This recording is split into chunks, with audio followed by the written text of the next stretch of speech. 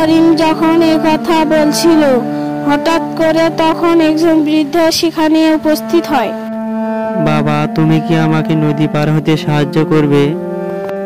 বুড়ো বাবা, তুমি এখানে? বুড়ো বাবা, তুমি কয়েকদিন আগে আমাদের বাড়িতে ভিক্ষা করতে এসেছিলে, তাই না? হ্যাঁ বাবা, আমার মনে আছে, তুমি আমাকে তোমার ভাগের খাবার দিয়েছিলে। হ্যাঁ বুড়ো বাবা, তোমাকে নদী পার হতে হবে। তুমি এসো, আমি তোমাকে এক্ষুনি নদী পার করে দিচ্ছি। কিন্তু বাবা, তোমাকে দেওয়ার মতো আমার কাছে টাকা নেই। বুড়ো বাবা, তোমার কাছে কি টাকা নেই? ঠিক আছে, বসো, আমি তোমাকে নদী পার হতে সাহায্য করছি। এই বলে বৃদ্ধ লোকটি নৌকায় বসে সামনের দিকে এগাতে লাগলো। আমাকে এই তীরে নেমে দাও বাবা। তারপর বৃদ্ধ লোকটি নৌকা থেকে নেমে আসে। আরে বাবা, তোমাকে এত বিচলিত দেখাচ্ছে কেন? কি ব্যাপার?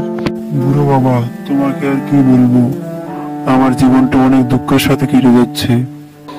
এরপর করিম তার সমস্ত দুঃখের কথা বৃদ্ধকে বলে। আমার ছেলেকে স্কুলে ভর্তি করার জন্য আমার কাছে যথেষ্ট টাকা নেই। বুঝতে পারছি বাবা, তোমার জীবনটা অনেক কষ্টের মধ্যে দিয়ে যাচ্ছে। অপেক্ষা করো, আমি তোমাকে কিছু দিচ্ছি। বৃদ্ধ লোকটি তার ঝুলি থেকে একটি পাত্র বের করে করিমকে দেয়। এই পাত্রটা নাও। কিন্তু বুড়ো বাবা, এই পাত্রের ভেতর কি আছে? বাবা, এটা কোনো সাধারণ পাত্র না, এটি একটি জাদুর পাত্র। এই পাত্র তাদের কর্মের উপর ভিত্তি করে ফল দেয়। তুমি কি তাদের কাজের উপর ভিত্তি করে ফলাফল দাও? আচ্ছা, তুমি যদি আমাকে এত ভালোবাসা দিয়ে পাত্রটি দাও, তাহলে আমি এটা রাখবো। আচ্ছা বাবা, তুমি এখন যেতে পারো।